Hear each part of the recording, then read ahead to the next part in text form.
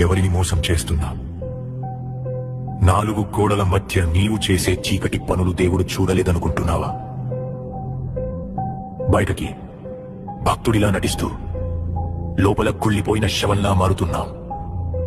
నీ అసలు స్వరూపం చూసి నీకైనా అసహ్యం వేయడం లేదా? విను, లేఖనం ఏం చెబుతుందో విను.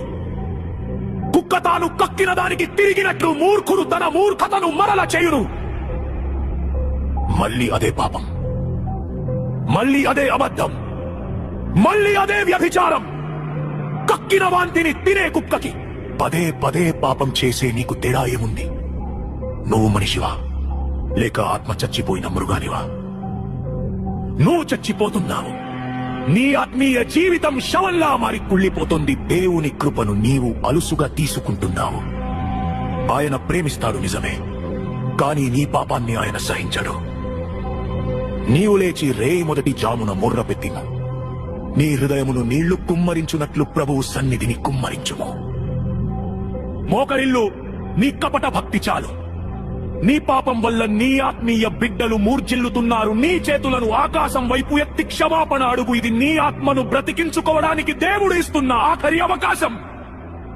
శరీరం బలహీనంగా ఉందని సాకులు చెప్పకు. నీ శరీరం ముసలిదవుతుందేమో కాని నీ లోపల చచ్చిపోతున్న ఆత్మ సంగతేంటి?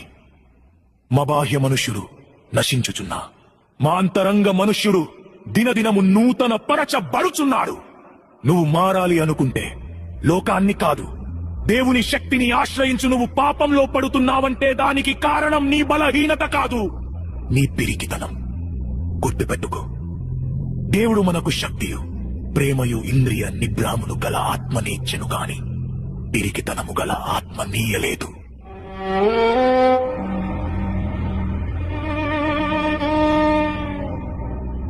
నీకు దేవుడిచ్చింది సైతానును ఎదిరించే శక్తి, నీ ఇంద్రియాలను కంట్రోల్ చేసే నిగ్రహం. ఆ పిరికితనాన్ని వదిలిపెట్టు. కుక్కల వాంతి దగ్గరకు వెళ్లడం మానే. ఇప్పటికైనా బుద్ధి తెచ్చుకుంటావా లేక ఆ మూర్ఖత్వంలోనే పడిచ్చేస్తావా? దేవుని తీర్పు నీ తలుపు తడుతుంది. సమయం మించిపోక ముందే మేలుకో. జాగ్రత్త.